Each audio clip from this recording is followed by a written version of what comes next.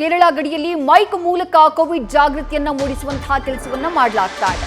Covid cases ಹೆಚ್ಚಾಗ್ತಾ ಇರುವಂತಹ ಹಿನ್ನೆಲೆಯಲ್ಲಿ ಕೋವಿಡ್ ಬಗ್ಗೆ ಆರೋಗ್ಯ ಸಿಬ್ಬಂದಿ ಜಾಗೃತಿಯನ್ನ ಮೂಡಿಸುವಂತಹ ಕಾರ್ಯವನ್ನ ಮಾಡ್ತಿದ್ದಾರೆ.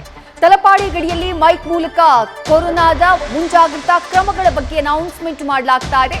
ಸದ್ಯ ಗಡಿಗಳಲ್ಲಿ ಕಡ್ಡಾಯ ತಪಾಸಣೆಯನ್ನ ಮಾಡಲಾಗ್ತಾ ಇಲ್ಲ. ದಕ್ಷಿಣ ಕನ್ನಡದಲ್ಲಿ ಕೇರಳ ವಿದ್ಯಾರ್ಥಿಗಳ ಮೇಲೂ ಕೂಡ ನಿಗಾ ಇರಿಸಲಾಗಿದೆ. ಎಲ್ಲ ಹಿರಿಯ ನಾಗರಿಕರು 60 ವರ್ಷ ಹಾಗೂ ಮೇಲ್ಪಟ್ಟವರು, ಇತರ ಆರೋಗ್ಯ ಸಮಸ್ಯೆಗಳಿಂದ ಬಳಲುತ್ತಿರುವವರು, ವಿಶೇಷವಾಗಿ ಕಿಡ್ನಿ, ಹೃದಯ, ಲಿವರ್ ಸಮಸ್ಯೆಗಳು, ಗರ್ಭಿಣಿಯರು, ಎದೆ ಹಾಲುಣಿಸುವ ತಾಯಂದಿರು ಹೊರಾಂಗಣ ಪ್ರದೇಶಗಳಿಗೆ ತೆರಳಿದಾಗ ಮಾಸ್ಕ್ ಧರಿಸಬೇಕು.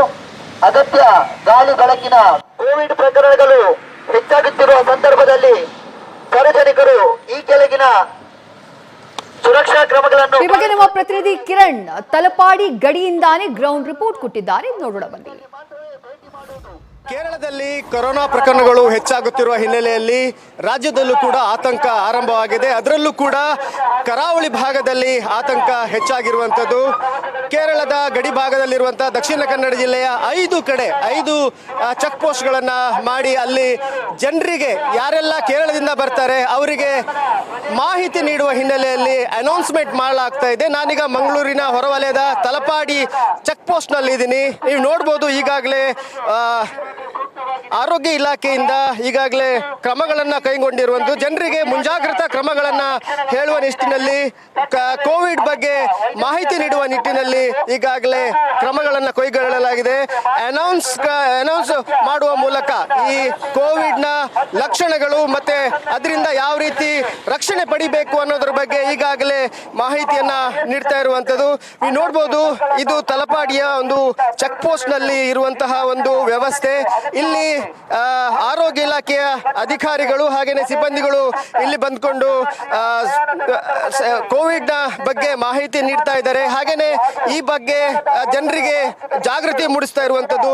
ಇಲ್ಲಿರುವಂತಹ ಆಶಾ ಕಾರ್ಯಕರ್ತರಾಗುವುದು ಹಾಗೇನೆ ಗ್ರಾಮ ಪಂಚಾಯತಿಯ ಅಧಿಕಾರಿಗಳು ಬಂದು ಇಲ್ಲಿ ಮಾಹಿತಿ ನೀಡ್ತಾ ಇದ್ದಾರೆ. ನಾನು ಅವರನ್ನೇ ಮಾತಾಡಿಸ್ತೀನಿ, ಆರೋಗ್ಯ ಇಲಾಖೆಯ ಅಧಿಕಾರಿಗಳಿದೆ, ಅವರನ್ನ ಮಾತಾಡಿಸ್ತೀನಿ. ಮೇಡಮ್, ಯಾವ ರೀತಿಯ ವ್ಯವಸ್ಥೆಗೆ ನಿಮಗೆ ಸೂಚನೆ ಕೊಡಲಾಗಿದೆ? ಸರ್, ನಮಗೀಗ ಸದ್ಯಕ್ಕೆ ಅಂದರೆ ಟೆಸ್ಟಿಂಗ್ ಎಲ್ಲ ಇನ್ನು ನಾವು ಶುರು ಮಾಡಲಿಲ್ಲ. ಕೇರಳದಿಂದ ಬರುವ ಜನರಿಗೆ ಅಥವಾ ಈಚೆಯಿಂದ ಕೇರಳಕ್ಕೆ ಹೋಗುವ ಜನರಿಗೆ ನಾವು ಮಾಹಿತಿಯನ್ನು ಕೊಡ್ತಾ ಇದ್ದೇವೆ. ನೀವು ಕೊರೋನಾದ ಬಗ್ಗೆ ಭಯ ಪಡಬೇಡಿ, ಮುಂಜಾಗ್ರತಾ ಕ್ರಮವನ್ನು ವಹಿಸಿ ಅಂತ ಹೇಳ್ತೇವೆ. ಆಮೇಲೆ ಮಾಸ್ಕ್ ಧರಿಸುವುದು ಕಡ್ಡಾಯವಾಗಿದೆ. ಆಮೇಲೆ ನಾವು ಸೋಷಿಯಲ್ ಡಿಸ್ಟೆನ್ಸಿಂಗ್ ಅಂತ ಏನು ಹೇಳ್ತೇವೆ, ಒಬ್ಬರಿಂದ ಒಬ್ಬರಿಗೆ ಸ್ವಲ್ಪ ಮಾತಾಡುವಾಗಲಿ ಅಥವಾ ಹೆಚ್ಚು ಜನರು ಸೇರುವಾಗ ನಾವೇನು ಮಾಡ್ತೇವೆ, ಅವರಿಗೆ ಸೋಷಿಯಲ್ ಡಿಸ್ಟೆನ್ಸಿಂಗನ್ನು ಕಾಪಾಡಬೇಕಂತ ಹೇಳ್ತಾ ಇದ್ದೇವೆ. ಆಮೇಲೆ 60 ವರ್ಷ ಮೇಲ್ಪಟ್ಟವರಿಗೆ ಅಂದರೆ ಅವರಿಗೆ ನಾವು ಹೈ ರಿಸ್ಕ್ ಅಂದರೆ ಅವರು ಗಂಡಾಂತರ ಅಂತ ನಾವು ಅವರಿಗೆ ಹೇಳ್ತೇವೆ. ಲೈಕ್ ಬಾಣಂತಿಯರು, ಗರ್ಭಿಣಿಯರು, ಆಮೇಲೆ 60 ವರ್ಷ ಮೇಲ್ಪಟ್ಟವರು ಮತ್ತು ಇತರೆ ಹೃದಯ ಸಂಬಂಧಿತ ಕಾಯಿಲೆಗಳು, ಈ ಥರ ಕಾಯಿಲೆಗಳಿರುವವರಿಗೆ ನಾವು ಹೆಚ್ಚಾಗಿ ಜಾಗ್ರತೆ ವಹಿಸಬೇಕಂತ ಅವರಲ್ಲಿ ನಾವು ವಿನಂತಿ ಮಾಡ್ತಾ ಇದ್ದೇವೆ. ಆಮೇಲೆ ನ್ಯೂಸ್ ಫಸ್ಟ್ ನಿರ್ಭೀತಿಯಿಂದ ನಿಮ್ಮ ಪರವಾಗಿ.